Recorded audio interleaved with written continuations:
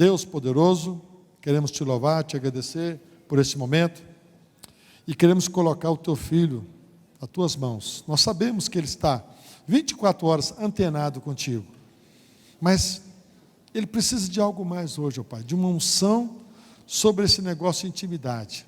Ele precisa trazer uma divina revelação a esta casa, para que eu e todos os demais não saiamos daqui, mais uma vez com as nossas mentes tapadas, os nossos olhos vendados, mas que o Senhor possa abrir a mente espiritual, a mente da fé, e nós possamos navegar nessa atmosfera que vai nos levar além de uma intimidade contigo.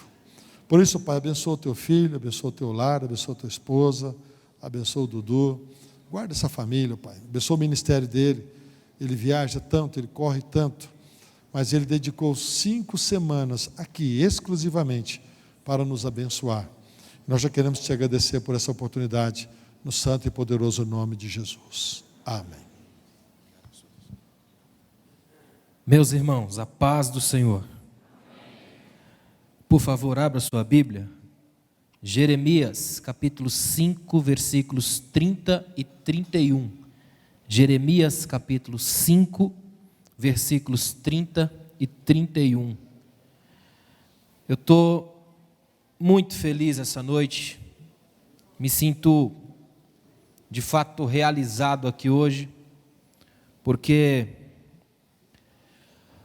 Deus nos deu a oportunidade de juntos podermos ter esse tempo nessas quartas-feiras para pensarmos a questão da intimidade com Deus. Eu quero agradecer a Deus por esse dia. A pastor Salmo, obrigado pastor mais uma vez. Pastor Adriano que me chamou também aí para esse desafio. E eu já estou com o livro aqui na mão, O Privilégio dos Íntimos. É possível ter intimidade com Deus? Não trouxe ainda porque esse aqui é o filho único, chegou para mim aqui, para o pastor, e domingo, permitindo Deus e o pastor, né, na ceia a gente vai trazer o livro, vai lançar aqui, amém, irmãos? É o meu 10º livro, eu estou muito feliz por isso, graças a Deus, e esse livro, para mim foi uma coisa interessante, porque ele nasceu depois da pior crise que eu já passei na minha vida. Eu fiquei 4 meses sem conseguir escrever uma única linha, só lendo desesperadamente, foi terrível, achei que nunca mais ia escrever nada, e quando saiu inteiro, esse livro todo, Privilégio da Intimidade. Eu fui vasculhar os meus arquivos, os cadernos, as anotações que eu tenho, e eu descobri que desde 2003, que o assunto principal das minhas investigações é a intimidade com Deus. Isso me alegrou profundamente. Eu estou há 13 anos mergulhado na questão da intimidade com Deus. E não sou um profissional. É bom, não é? Ainda somos amadores. Amém?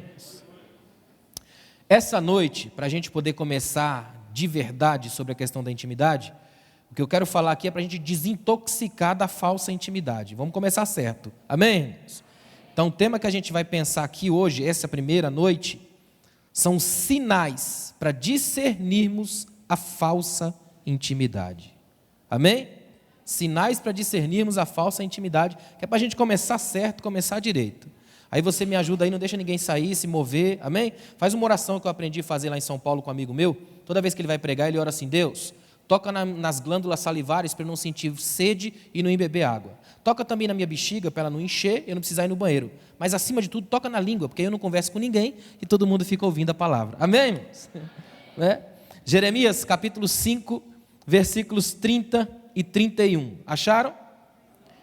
Então se prepare, porque isso aqui é um texto que é daqueles que acertam a gente com a força de um soco na boca do estômago. Olha o que Jeremias diz: uma coisa espantosa e horrível acontece nesta terra. Os profetas profetizam mentiras, os sacerdotes governam por sua própria autoridade, e o meu povo gosta dessas coisas. Mas o que vocês farão quando isso chegar ao fim? Pode sentar. O bom da intimidade é que a gente tem liberdade para falar as coisas que ninguém quer ouvir. É ou não é? Esse é o tipo de mensagem que eu só posso pregar aqui primeiro, que é a minha igreja, a minha casa, a minha intimidade, meu povo, né?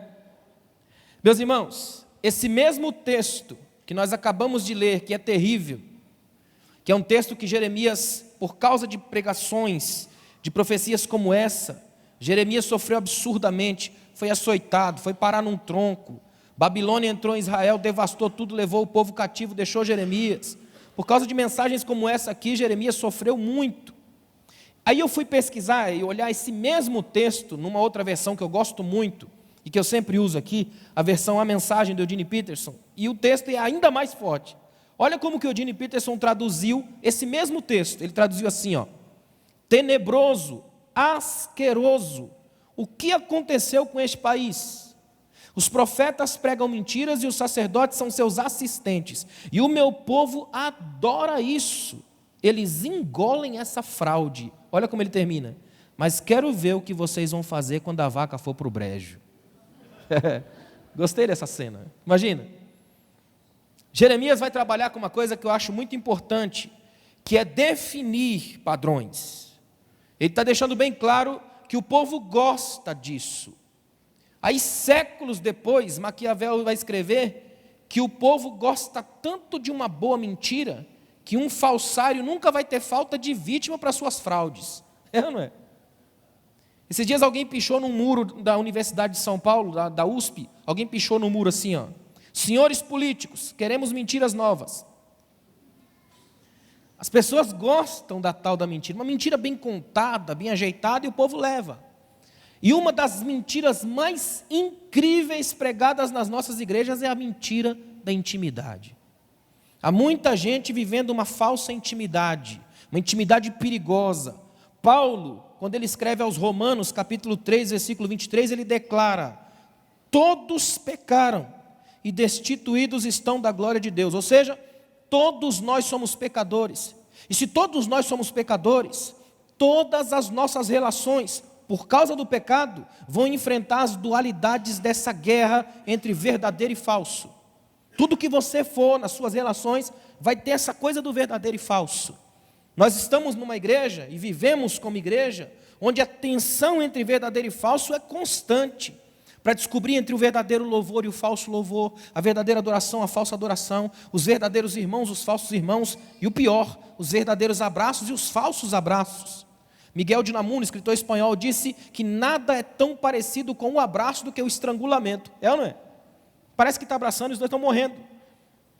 A falsa intimidade gera na igreja um peso monstruoso. Eu me lembro que quando o pastor Salma, a gente conversando, e ele falou para mim assim, ó, o ano que vem, foi no caso ano passado, o ano que vem vai ser o ano da intimidade com Deus. O que você acha desse texto, desse tema e tal? Falei, pastor, muito bom, tremendo, porém tem um problema. Se isso não for balizado pela Bíblia, a gente pode criar um monstro. Porque a falsa intimidade é mais perigosa do que não ter intimidade alguma.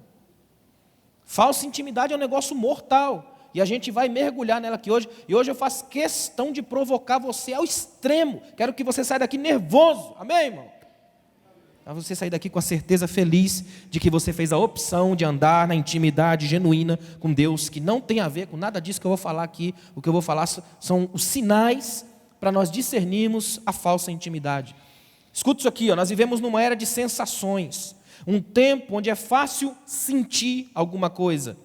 Nós vivemos num tempo de crentes sensitivos demais, sensoriais demais, são escravos da ditadura do sentir. Eles são epidérmicos demais, é pela pele. E o grande risco que corremos é confundirmos a intimidade com misticismos exagerados, que geralmente são importados da América. Geralmente vêm das leituras de livros de teólogos estranhos, importados da América. Da falsa intimidade vomitada da América. Principalmente que a igreja brasileira é muito educada pelo que vem de lá. Isso é muito sério. Eu preciso deixar isso bem claro para os irmãos, isso aqui é fundamental a gente entender. Quando uma igreja é toda sensitiva, vira um perigo mortal. Quer ver uma coisa? É gente que passa o tempo inteiro na igreja assim, e aí, você sentiu alguma coisa? Sentiu, varão? Sentiu? Aí arrepia. Esse negócio de sentir é monstruoso. Até porque qualquer coisa que passar pela sua pele te faz sentir. A questão é que a intimidade é que vai definir o nível do sentimento. Quer ver uma coisa? Uma coisa é você sentir os dedos da sua esposa acariciando sua pele. Outra coisa é o terrível andar de um escorpião. É ou não é? Que tipo de sensibilidade você tem? É muito sério isso. Sentir.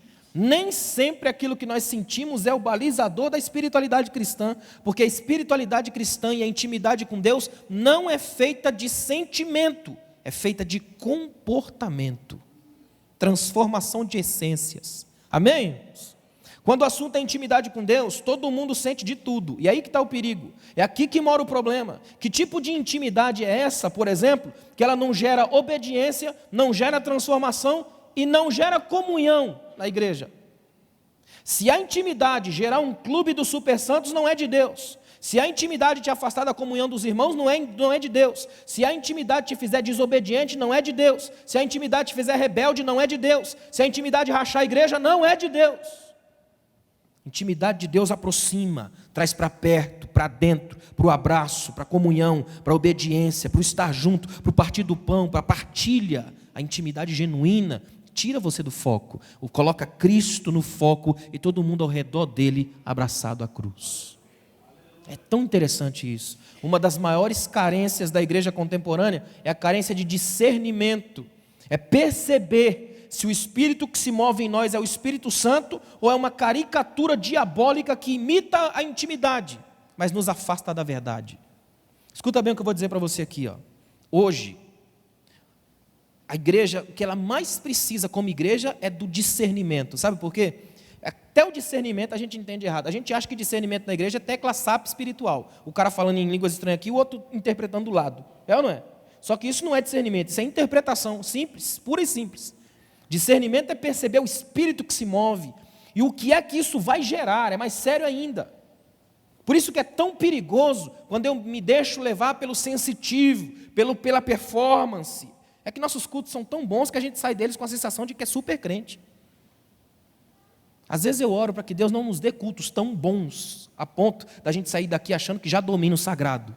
Mas que Deus nos dê alguns cultos terríveis, daquele que a gente sai daqui com saudade de Deus, e possa dizer: Senhor, eu me recuso a prestar um culto se eu não sentir que o Senhor esteja lá de verdade, porque o culto não é perfeito para mim, o culto é perfeito se o Senhor estiver nele, porque o culto é feito para o Senhor. Isso é fundamental a gente entender. Então, dito isso, eu quero mostrar aos irmãos os sinais para a gente discernir a falsa intimidade. Primeiro deles, eu queria que você repetisse comigo: esterilidade. Todo falso íntimo é estéril, não gera. Guarda isso aqui, ó. Ele vive de espiritualidade de absorção, é mar morto espiritual, tudo que cai lá morre. Esterilidade. Uma das marcas principais da falsa intimidade é a esterilidade. Quem é íntimo de Deus é conhecido pelo coração missionário, pelo discipulado, pela geração de frutos. Todo e qualquer homem ou mulher de Deus que se diga íntimo de Deus é alguém que gera filhos na fé, que gera obras na graça de Deus, que faz alguma coisa para Deus. Se você é do tipo que só engole, não tem intimidade com Deus. E é muito perigoso quando eu fico me alimentando das expectativas que nunca nascem. São os especialistas em tudo aquilo que não fazem. É perigoso demais. Quer ver uma coisa interessante? É a síndrome da figueira seca. Lá em Mateus 21, 18 a 22, a Bíblia diz que Jesus passou, sentiu fome, de longe ele viu uma figueira frondosa.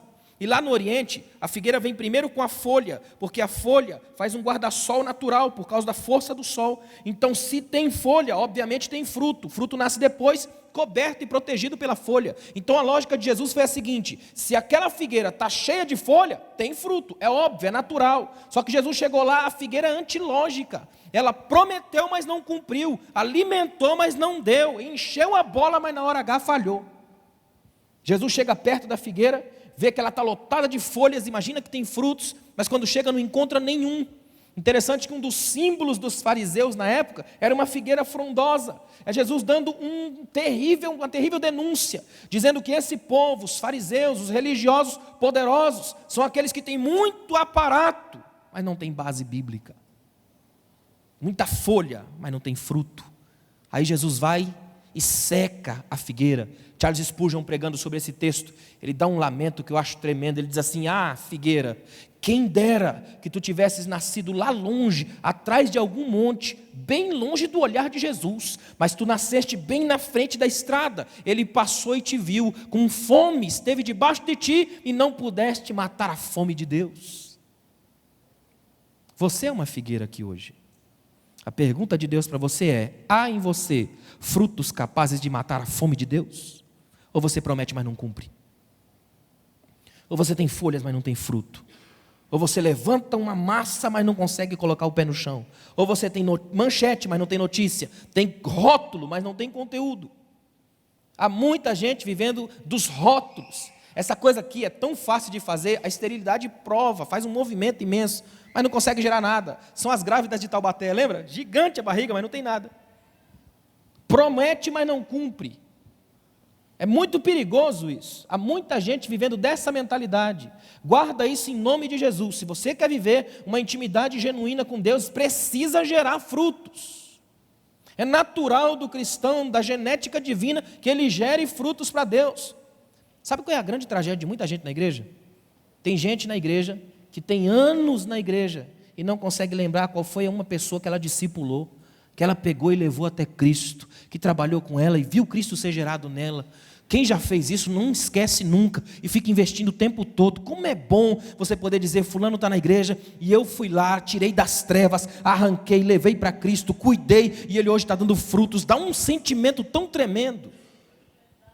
Mas tem os consumidores do sagrado, gente que fica sugando recursos divinos. Eles entram e saem da igreja como quem entra e sai de um shopping. Ele não peça, não gera, não dá nada. É muito perigoso isso. Você é uma fonte. Se não sair nada daí é complicado, irmão. Água parada dá dengue. Você é fonte, mexe nisso aí, deixa as águas fluírem, para que a glória de Deus faça com que os famintos e os sedentos venham até você. Frutos. Agora, olha que interessante, se você tem intimidade com Deus, será natural em sua vida a geração de frutos. Você vai dar fruto na vida, na obra de Deus e nas relações sociais. Você vai dar frutos de justiça. Agora tem uma coisa que é terrível. A maioria das pessoas, quando pensa por esse ângulo de dar frutos, ele imagina que isso tem a ver apenas com ministério. Quem dá fruto aqui é o pastor, quem dá fruto aqui é o pregador, quem dá fruto aqui é o irmão que é líder do movimento. Só que a Bíblia trabalha com o sacerdócio universal de todos os santos. Se você está aqui dentro hoje, você foi chamado, capacitado para gerar frutos para Deus. Se você quer ser íntimo de Deus, precisa pedir para o Senhor tirar de você a esterilidade ministerial e fazer você sair daqui com um coração que gera coisas para Deus. Amém, irmãos? Quantas pessoas você acha que Deus coloca por dia na sua vida? Pensa. Você se levanta, sai de casa, pega o carro, vai para o trabalho, vai na padaria, passa no açougue, no mercado, na farmácia, na empresa, na vida, vai embora, volta. Quanta gente passa por você por dia? Ninguém é uma bolha, ninguém existe sozinho. Há milhares de pessoas cruzando seu caminho, de relações que se intercruzam, interconectam. É retroalimentação o tempo todo. Você precisa gerar. Coloca isso no seu coração hoje. Eu vou sair daqui gerando frutos para a glória de Deus. Gerando frutos para Deus. Íntimos e gerando. Se isso não acontece, você morre na sua esterilidade ministerial. Escuta isso daqui, ó. Há muita gente arrotando intimidade, mas fugindo descaradamente da missão de Deus no mundo. É gente que é íntimo, poderoso, chora, faz aquela coisa toda. Aí o pastor fala assim, ó, estou precisando de alguém aqui para fazer um trabalho missionário. Aí o cara dá aquela assim, sem graça, disfarça, fim. Aí de íntimo ele fica invisível. São os mágicos da fé, os caras somem, desaparecem. Há muita gente querendo ser íntimo de Deus por causa do status que isso garante. Por isso que nós temos hoje nas nossas igrejas obreiros tão ruins. Porque intimidade não tem a ver com carteirinha. Carteirinha de membro, de obreiro, qualquer um consegue. Intimidade com Deus leva tempo. Intimidade com Deus tem frutos, geração de frutos. E o mundo vai garantir que pelas suas obras é porque você é bênção para Deus e tem feito grandes coisas na casa de Deus. Uma pergunta muito séria precisa ser feita aqui hoje.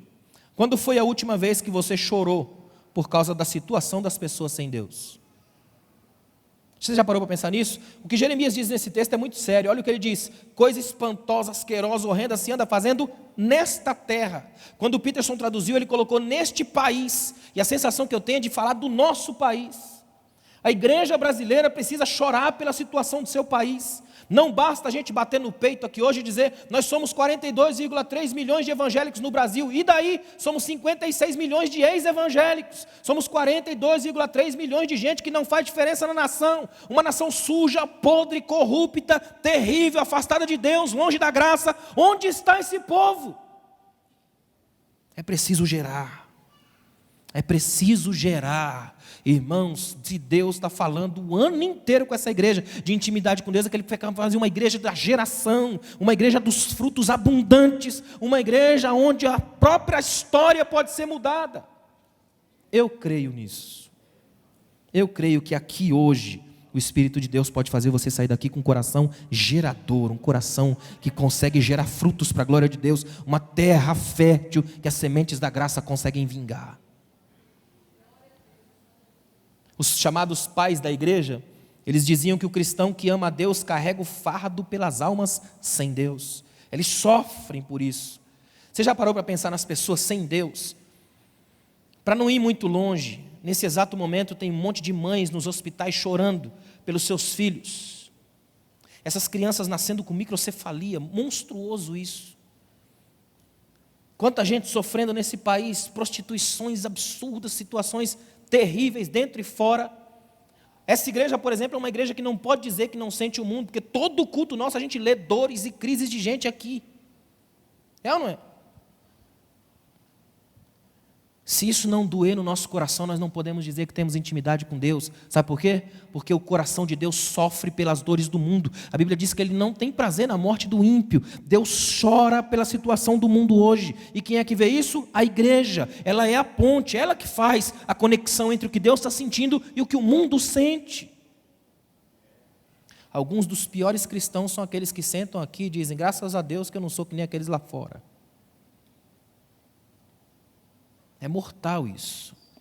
Quando você não sente a dor do outro. Quando não dói mais em você. Quando uma casca de insensibilidade cresceu, envolveu e endureceu o seu coração. Aí você fica estéril, com o coração duro, a cara de crente e a falsidade na ponta da língua. Esterilidade ministerial. Escuta isso aqui, ó. Se a sua intimidade com Deus não gera frutos, ela não é genuína. Pode ser apenas sensacionalismo movido pelas emoções, mas não é fruto da graça de Deus. Eu queria aqui agora, nesse ponto aqui, eu queria que você fechasse seus olhos. Eu quero que você faça junto comigo, nós façamos aqui uma oração de arrependimento a Deus. De dizer: Deus, me ajuda. Eu preciso gerar frutos. Eu não quero ser uma igreja que absorve, mas não gera. Eu não quero ser alguém que vem para a igreja, fica anos sentado aqui, mas não consegue gerar nada. Eu quero gerar salmos para Deus. Eu quero gerar filhos para Deus. Eu quero gerar grandes obras para Deus. Eu quero que o pastor conte comigo. Eu quero que a igreja avance com o meu trabalho, que eu participe do que o Senhor está fazendo na história. Não deixa que eu seja um a mais no meio da multidão, mas mais um que o Senhor quer contar. Mais um que o Senhor quer contar. Você tem coragem de fazer essa oração? De dizer para Deus: Senhor, me conta comigo, Deus. Eu quero fazer diferença. Quero quebrar a esterilidade ministerial que roda a minha vida. Quero gerar frutos para o Senhor. Uma igreja que gera frutos é uma igreja íntima de Deus. Deu para entender até aqui? Segundo sinal para a gente discernir a falsa intimidade. Primeiro, esterilidade. Segundo sinal, repita comigo: individualismo. Pensa num negócio que não tem absolutamente nada a ver com intimidade com Deus, é individualismo. E nós vivemos numa cultura do individualismo patológico, isso é sério demais. Quer ver uma coisa? A falsa intimidade sempre nos leva a levantarmos altares aos nossos próprios feitos. É aquela mania que a gente tem de só falar da gente o tempo todo. É porque eu faço isso, é porque eu oro demais, eu jejuo mesmo, 500 vezes por ano. Quando eu sou o centro, eu já estou viciado na droga mais poderosa que existe, a droga do ego. E essa é mortal. Quem vive da falsa intimidade sempre vai falar mais de si e menos de Deus. Vai falar mais dos seus testemunhos, os arroubos espiritualistas e menos da palavra e da oração. Aliás, deixa eu falar uma coisa muito séria aqui. Se tem uma coisa que me incomoda profundamente, é gente achar que para você ser íntimo de Deus, você tem que cometer suicídio intelectual. Que só quem é íntimo de Deus é quem não tem conhecimento teológico algum. Que ignorância é sinônimo de intimidade. Não é. Quer ver uma coisa? Todos nós que estamos aqui hoje, deveríamos primeiro ser muito gratos a Deus por todos os teólogos que Ele já levantou na história desse país. Sabe por quê? Alguém aqui consegue ler fluentemente grego e hebraico? Se você não conhece, então agradeça a Deus que Deus levantou homens que se mataram para estudar grego e hebraico, traduzir e colocar na sua língua para você abrir a Bíblia no português e glorificar a Deus. Não cuspa no prato que comeu. Eu já cansei de ver gente subir aqui, descer o pau em teólogo e eu fico ali morrendo de medo. Nossa igreja não pode falar, eu sou um, trabalho com isso, e fui escolhido por Deus para fazer isso, e tenho intimidade com Deus, sabe por quê? Quem tem intimidade com Deus quer conhecer mais da sua palavra, mergulhar mais na sua palavra, amar mais a sua palavra, ser o tempo todo cheio da sua palavra. Cuidado com a ignorância sagrada batizada de intimidade. Até porque alguns dos piores problemas gerados na igreja é feito por gente que vem aqui com imaginação, mas não com o evangelho, não com interpretação. É sério demais isso. Gente que se deixa levar pelas coisas, as piores para nós, o cara inventa aqui, diz, foi Deus que me deu, e o povo leva para casa. Não, pelo amor de Deus, não encha a sua alma de porcarias espirituais, vai para a palavra, e quem vai na palavra, enxerga a graça do Espírito, vai mergulhado na fé. Falsa intimidade é sempre solitária. Guarda isso aqui, ó. A falsa intimidade é solitária. Ela quebra a comunhão. Você fica um perfeito fariseu. Você cria o clubinho do super santo. Mais ou menos assim, ó. Nós os super santos aqui, vocês os pecadores aí. Nem chega perto de nós, senão cai endemoniado. É ou não é? Gente super santo. Gente que fala, não, eu sou íntimo de Deus. Escuta isso daqui, ó. A falsa intimidade, só para você ter uma ideia, a intimidade dos individualistas, ela costuma cair num outro erro ainda mais grave, que eu chamo de extremismo religioso. É gente que rola no chão, esperneia. E tem uma coisa que é ainda pior, olha para mim. Tem gente que acha que intimidade com Deus é emitir gemidos eróticos. Uma espécie de pornografia gospel. Você escutou a irmã falar, eu sentei no colo de Jesus, fui passando a mãozinha no olho dele. Eu falei, meu Deus, irmão, para. Não é um negócio esquisito? Onde é que você encontrou isso na palavra? Vamos para a Bíblia. Onde é que se tem isso na Bíblia? Você sentadinho no colo de Jesus, fazendo carícia nele, ali em você, isso rolando um esquema entre você e Deus assim, as luzinhas de neon. Isso é piração, isso é boate gospel. Guarda o que eu estou te falando aqui em nome de Jesus. Você não acha, intimidade na Bíblia não significa dizer exagerar trejeitos. Intimidade na Bíblia é você ser tão parecido com Jesus que o mundo vai começar a confundir você com Ele. É por isso que na hora de prender Jesus precisaram de Judas. Judas fala, aquele que eu beijar é ele, porque é muito parecido. Ele parece muito com Pedro, parece muito com Tiago, parece muito com os outros. Eles pegaram o mesmo jeito de ser. Eles andam igual, falam igual, comem igual. Aquele que eu beijar é ele. Intimidade com Deus te transforma parecido com Jesus. Você fica igual a Jesus, anda igual a Jesus, fala igual a Jesus. O que você faz é para a glória de Jesus. Sabe por que esse pessoal faz isso? Porque eles tentam levar a gente pelo emocionalismo. Você fala, rapaz, o cara é profundo, tem intimidade tão profunda com Deus, é tão profunda que é pecaminosa. Não é perigoso? Aliás, escuta isso daqui, ó. Tem gente que procura fazer o máximo de barulho e movimento possível, que é para dar a sensação de preencher o vazio. Não é à toa que as latas vazias são as que fazem mais barulho. Não é? Quem está cheio não faz barulho. Não dá? Ele está cheio do Espírito. Paulo vai dizer aos Efésios, enchei-vos do Espírito. Interessante que Paulo usa um termo no grego. No grego, quando o verbo grego tem vários tipos de declinação. Um deles é o aoristo, é um tempo do verbo grego. O aoristo é quando você vai e faz de uma vez só. Quando Jesus chegou e falou, enchei de água essas talhas. Você vai lá, encheu e deixou lá. É o aoristo. Só que no que Paulo coloca no presente indicativo, que indica a sua ação contínua. Enchei-vos o tempo todo. Encham-se todos os dias do Espírito de Deus. Mude. Uma vez perguntaram para ele, o senhor é cheio do Espírito? Ele disse, eu sou, só que eu tenho um vazamento. O vazamento é o pecado, drena o Espírito. Então todo dia eu tenho que ser cheio da glória de Deus, todos os dias, a todo momento. Agora você tem que ser cheio da glória de Deus a todo momento, a todo instante, para você ficar perto do real, do verdadeiro Deus. A verdadeira intimidade nunca é posta na vitrine. É ou não é? Você está nas intimidades lá com a sua esposa, você fica na vitrine, irmão? Né? Bem que já tem uns irmãos até postando, mas deixa para lá.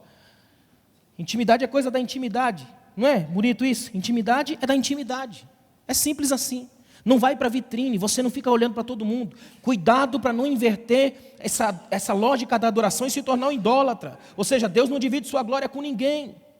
Toda vez que você achar gente que é tão santo, tão íntimo, que é individual, não é de Deus.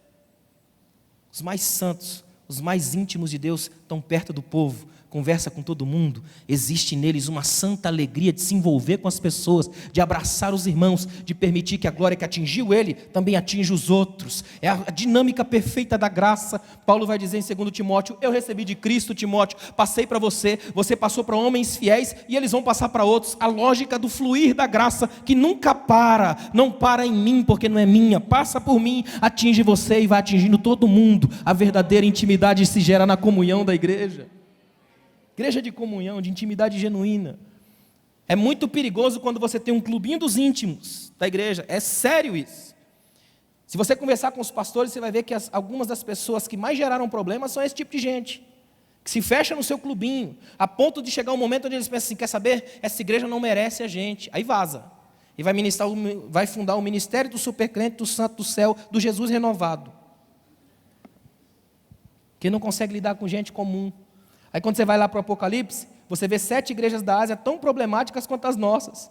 Ou seja, João vai descortinar a revelação do futuro e ele não faz isso sem passar pela igreja. Nem Jesus sai para a história sem passar pela igreja. Igrejas problemáticas como as nossas. Ou seja, o nosso chamado como íntimos de Deus não é ser tão perfeito que ninguém conviva com a gente. É sermos imperfeitos para todo mundo conviver com a graça. Porque a graça de Deus atinge os imperfeitos que nós somos aqui hoje. Deu para entender até aqui? São 2 sinais que eu falei até aqui: esterilidade e individualismo. Notem que eu não disse individualidade. Individualidade é perfeita, tem a ver com a psique, você precisa dela. O problema é o individualismo, todo ismo é problema. Terceiro sinal, repita comigo: infidelidade. Irmão, vai apertar mais, ainda bem que eu avisei logo no começo. Infidelidade, é impossível você ter intimidade com Deus, mas ser infiel. Fidelidade e intimidade são os 2 lados da mesma moeda sagrada. Não tem como. É contraprodutivo, é o inverso. Se você é íntimo de Deus, você é fiel. Não tem como você ser infiel e dizer-se íntimo de Deus. Gente sem fidelidade não tem intimidade. Não tem intimidade com Deus, não tem intimidade com a igreja. Quando eles vêm para a igreja, eles agem apenas como quem vem de vez em quando fazer uma visita social para Jesus. Intimidade com Deus genuína vai gerar em você um desejo de ser fiel, permanecer fiel e gerar fiéis. Sabe como é que a gente faz? A gente fala assim: ó, Senhor, eu vou lá na tua casa essa noite, se o Senhor me der o que eu quero, aí eu vou ser fiel. É tipo uma permutazinha: Senhor, vamos fazer um esquema nós 2 aqui, caixa 2, desvia uma bênção para mim. Não é esquisito? Dificilmente a gente vem para ser fiel porque é fiel. É tão interessante entender isso. Escuta isso aqui, ó. Se a sua intimidade te leva a quebrar a fidelidade aos seus irmãos, escuta isso. Se a sua intimidade te leva a quebrar a fidelidade com seus irmãos, te leva a quebrar a fidelidade com seus pastores, te leva a quebrar a fidelidade com seu cônjuge, não pode ser de Deus. Se você é íntimo de Deus, você é fiel aos seus pastores, você é fiel aos seus líderes, você é fiel aos seus irmãos, você é fiel ao seu casamento. Se você é íntimo de Deus, fidelidade é seu traço, é definidor do seu caráter. Tem muita gente que se diz íntimo de Deus e é infiel até a medula. E pensa que Deus não enxerga. Irmão, Deus sabe das amantes que você tem. E na hora certa ele arranca a máscara, porque ninguém que usa de engano fica na casa de Deus, porque na intimidade de Deus todo mundo está na luz, é claro, uma hora sai. E o Espírito está falando conosco aqui hoje e vai falar até o final do ano, se Ele não voltar até lá, que nós precisamos ser fiéis a Ele, fiel à sua casa, fiel à sua obra, fiel aos seus líderes, fiel o tempo todo, fidelidade como um traço de caráter. Não é à toa que no fruto do Espírito tem a concepção da fidelidade. E fidelidade lá não é essa fé que você usa para ser salvo em Deus, é a confiabilidade que te torna digno de confiança. Ou seja, se o fruto do Espírito está gerado em você e você tem intimidade com Deus, você é alguém que eu posso me abrir, porque eu sei que você não vai espalhar meus podres para todo mundo. Você vai me amar, vai me receber, vai me ajudar, vai me colocar de pé, vai gerar em mim o desejo sincero de ser um discípulo de Jesus. Deu para entender? É muito importante isso. Escuta isso daqui, ó. Se a sua intimidade te leva a quebrar a fidelidade aos seus irmãos, ela é uma intimidade de absorção, ou seja, a sensação que você tem é que as pessoas é que devem chegar e cair para dentro de você. Você não deve nada a ninguém. É aquele tipo de gente que fala: eu sou íntimo de Deus, se quiser você que vem aprender comigo. Não tenha intimidade para aprender com as pessoas normal, aprender com as pessoas no comum. É gente da duplicidade, das duas caras. Uma dentro da igreja, outra completamente diferente fora.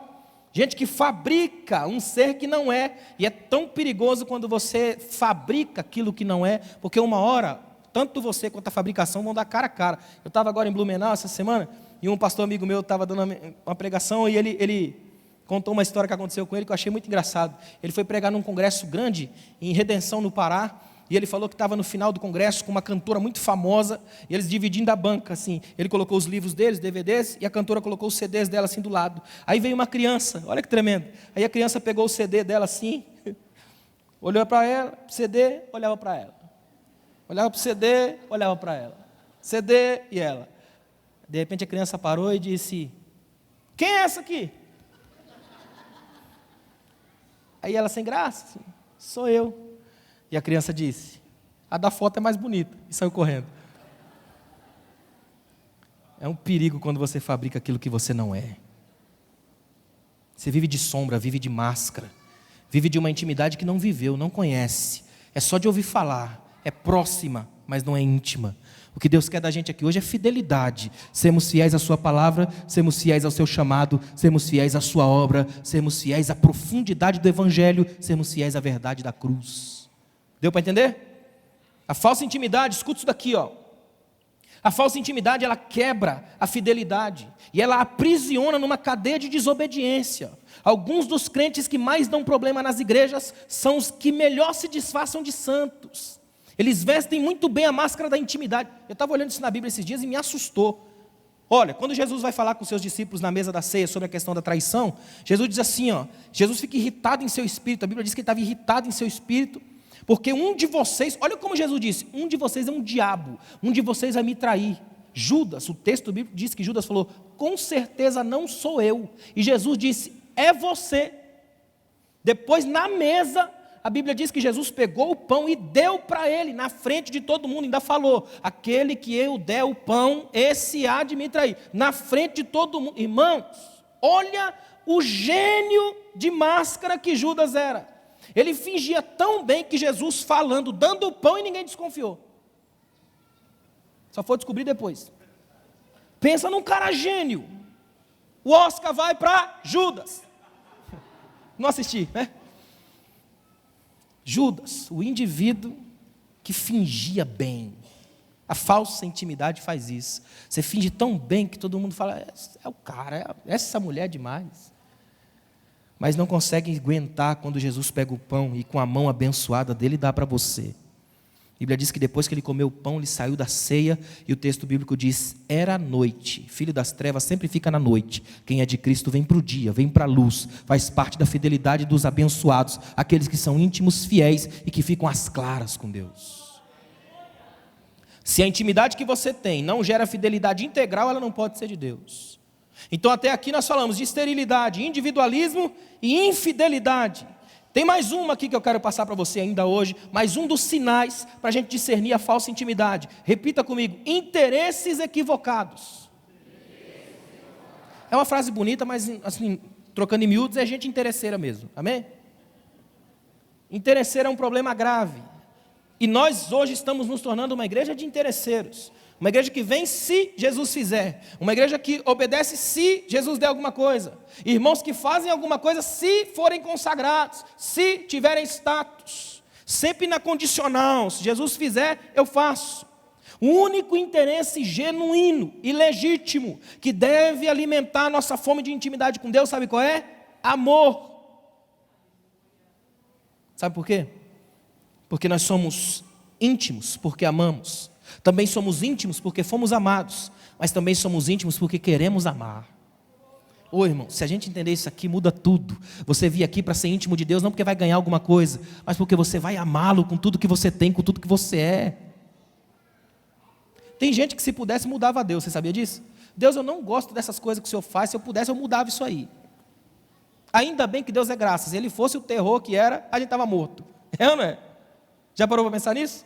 Como é bom saber que a graça de Deus sustenta a gente, mesmo filhos mimados como a gente é, e Deus tolera a gente.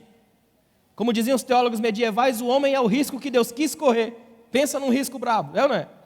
O homem é o risco que Deus quis correr.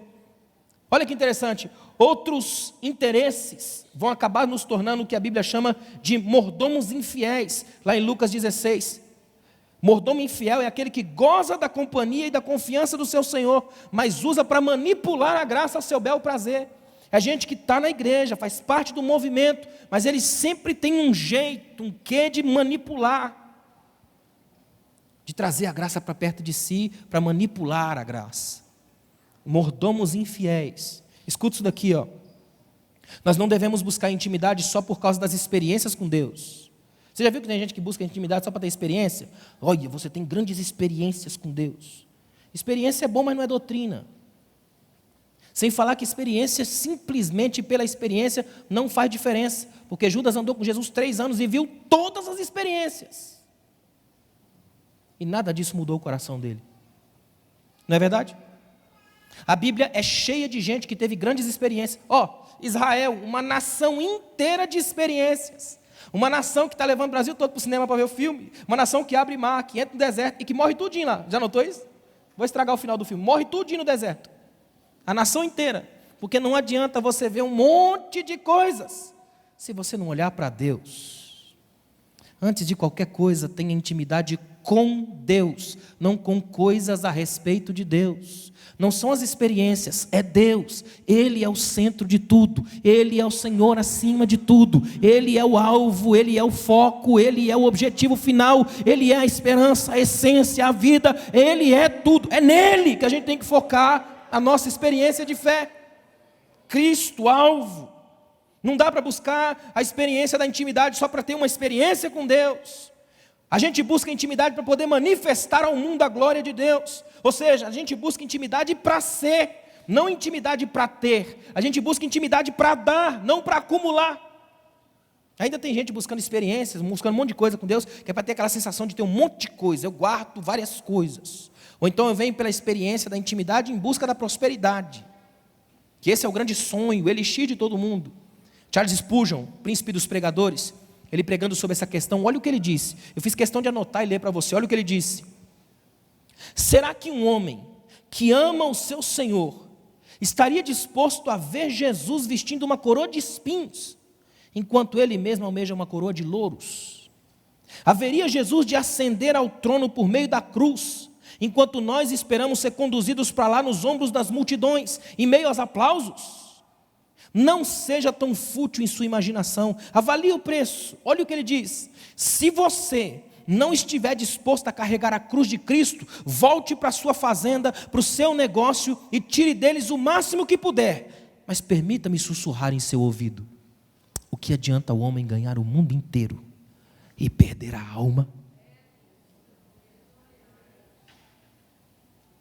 O que adianta ter um monte de coisa e a gente perder a alma? Vamos fechar o ciclo da intimidade, irmãos. Olha para mim. O que adianta você ser celebrado por todo mundo, mas ser esquecido por aquele que te deu vida? Senhor, Senhor, no teu nome a gente fez. Eu não te conheço, imagina. O que adianta a gente ter títulos, pastor, pregador, cantor, professor, mas não ser chamado de amigo de Deus? Eu li um escritor esses dias que ele disse assim, se você chegasse num dia hoje comum, no aeroporto da vida, e desse de cara com o apóstolo João, e dissesse: João, você por aqui, me dá teu cartão para te levar na minha igreja. Ele te daria o cartão dele, e o cartão dele estaria escrito assim, aquele a quem Jesus ama. Era tudo para ele. Não tinha uma série de coisas, bastava ser amado por Jesus. Bastava ser amado por Deus. Eu estava lendo um escritor, ele disse assim, eu nunca gostei de jazz, até o dia que eu vi um cara sozinho, no meio de uma praça, tocando uma obra de jazz, sozinho. Eu fiquei tão apaixonado pelo que ele fez. Aí ele escreveu assim, porque às vezes você precisa ver alguém amar alguma coisa antes de você, para você descobrir que também pode amar. Já pensou? Deus vai falar muito conosco nesses dias aqui. Mas antes disso, Ele quer fazer um pacto com a gente aqui hoje. Quando a intimidade é falsa, falsos também serão seus resultados e seus interesses. Cuidado para não cair na maldição de Geazi, alguém que goza da comunhão do seu Senhor, mas buscando lucro próprio. Quando a intimidade com Deus é verdadeira, o homem é humilhado até o chão, que é seu primeiro berço, para ele entender que toda honra, toda glória, toda soberania, toda exaltação pertencem só a Deus. Em outras palavras, a única coisa que legitima a nossa intimidade aqui, sabe o que é? Adoração. É a adoração que brota da genuína intimidade.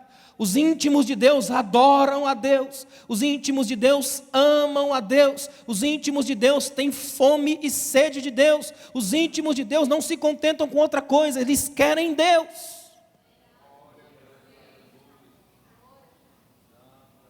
Tomara que hoje o Espírito Santo nos limpe da esterilidade para a gente gerar frutos. Tomara que hoje o Espírito Santo nos tire do individualismo, para a gente abraçados em comunhão celebrar a graça. Tomara que aqui hoje o Espírito nos ajude de uma forma especial a não cairmos nas tramas da infidelidade, mas a sermos fiéis a Ele, a Sua palavra, aos Seus obreiros, a Sua casa, a Sua obra. E acima de tudo, que o Espírito nos limpe da toxina de interesses errados. Nós não estamos aqui para jogar nada na cara de Deus, que a gente não tem autoridade para isso. Nós não estamos aqui para bater o pezinho no chão e fazer birra sagrada. Não temos autoridade para isso. O pó não pode gritar com aquele que fez as estrelas. O que nós estamos fazendo aqui hoje é dizer para Ele que nos rendemos a Ele, a Sua honra, a Sua glória, a Sua soberania, a Sua grandeza inigualável. Ele é o que é e nenhum de nós aqui tem autoridade para gritar com Ele, porque nós só mandamos súplicas, só súplicas, só súplicas, e Ele nos devolve em graça, e a gente volta com adoração, e adoração, e adoração de uma igreja íntima de um Deus profundo. Quando eu comecei a escrever esse livro, por isso que eu coloquei na capa uma pergunta: é possível ter intimidade com Deus? Eu estava lendo Agostinho escreveu uma coisa que aquilo me devastou. Ele disse assim, Deus é um ser tão grande, tão poderoso, e eu sou tão pequeno, tão frágil. Aí ele disse, portanto, correr para Deus, para Ele me abraçar, é o risco maior que eu posso correr. Ele é grande demais, se Ele me abraçar, Ele pode me matar. Então, até que nível eu posso chegar nele para não ser morto? Aí ele diz, é só o Espírito Santo que faz isso. Porque Ele coopera um milagre de unir as partes mais íntimas que eu tenho com as partes mais íntimas de Deus num nível que eu posso suportar. E isso é gerado pela graça. E aí quando eu percebo, eu me perdi nele, porque Ele me absorveu em sua graça. E quando eu saio do outro lado, sou parecido com Cristo. Aí eu posso dizer, não vivo mais eu, mas Cristo vive em mim. A glória operou o milagre de sair o homem do centro e entrar o Deus da intimidade genuína. Eu não sei você, mas isso me encanta de um jeito. É o que eu tenho buscado, tem sido alvo da minha vida. Parecer com Jesus e poder um dia dizer como Paulo, eu sei que eu não vivo mais eu. Cristo vive em mim.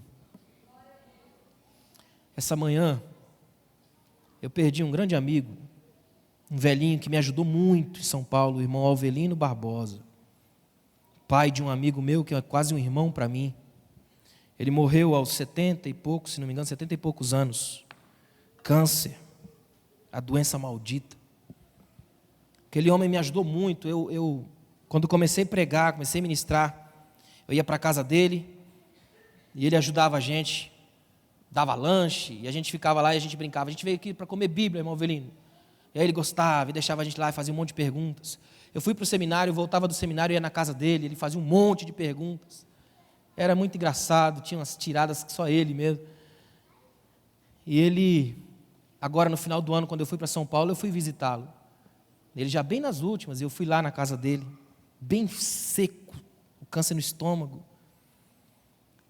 E hoje de manhã, eu no aeroporto, voltando de Blumenau, eu liguei para o meu amigo, ele chorando muito, ele falou para mim, meu pai regozijou por você ter ido na casa dele.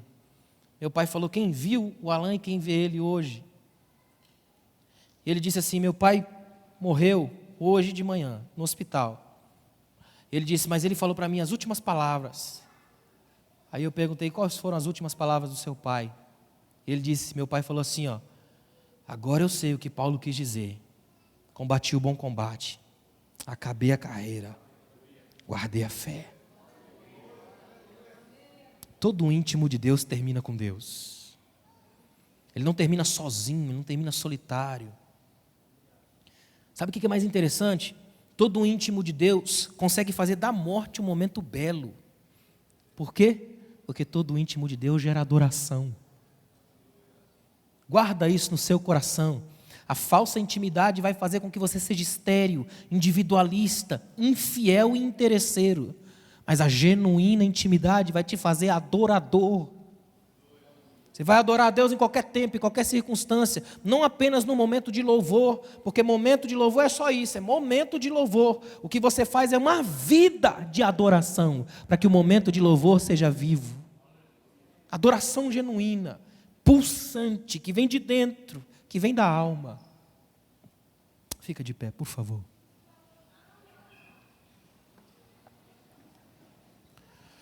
O privilégio dos íntimos é o que a gente vai falar nesses dias. Eu queria que você abraçasse o seu irmão ao lado aí. Vamos abraçar um ao outro, juntos.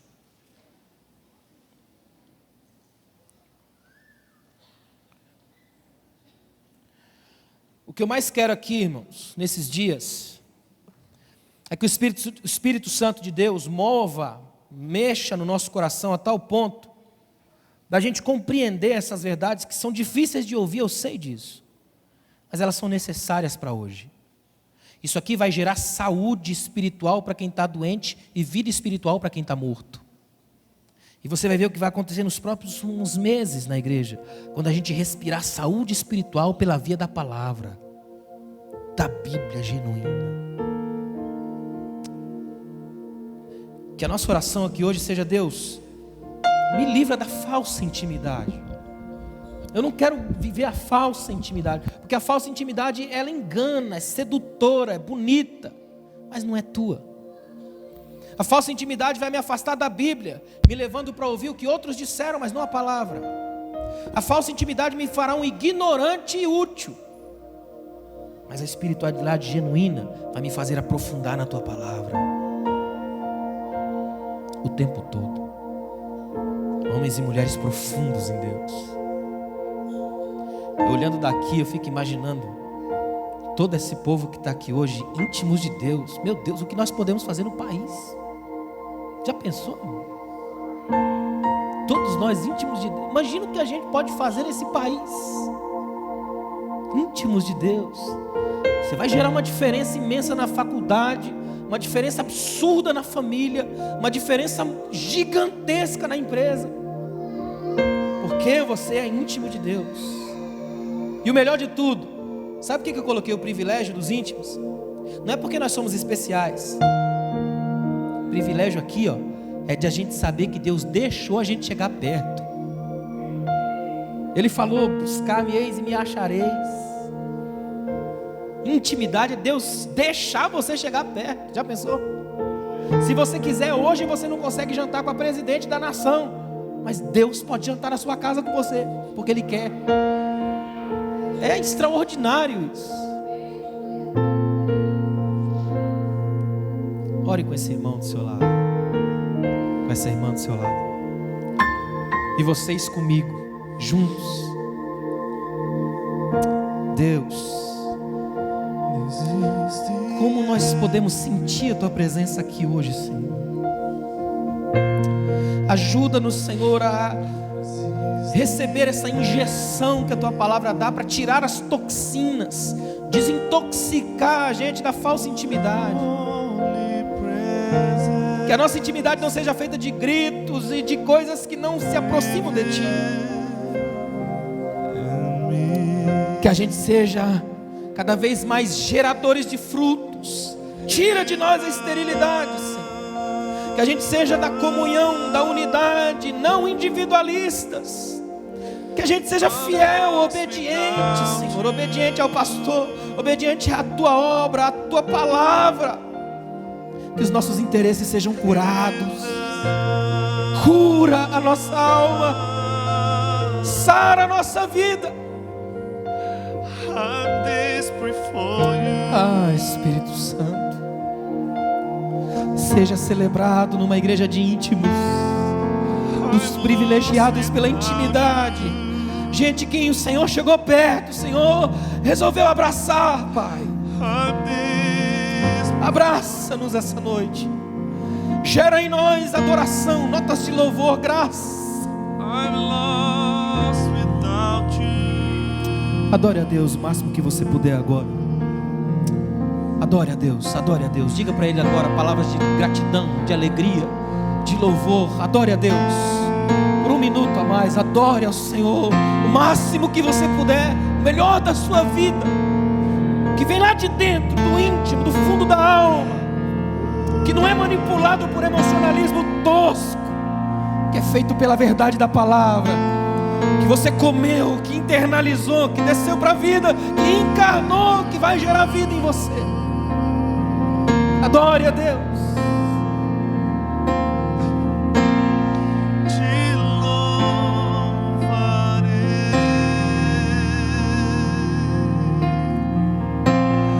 não importam as circunstâncias. Se você tiver coragem para cantar, cante. Todas as circunstâncias, em todos os momentos. Somente a ti, Jesus. Só Jesus você adora. Tem coragem para cantar isso? Cante. É isso que Deus procura de nós.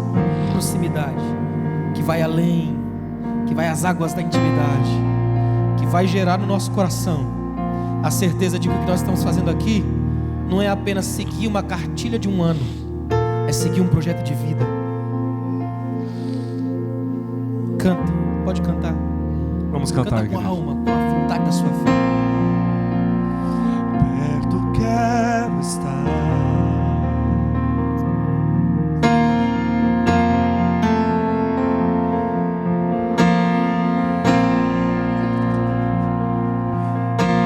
Diz, meu espada é maior, não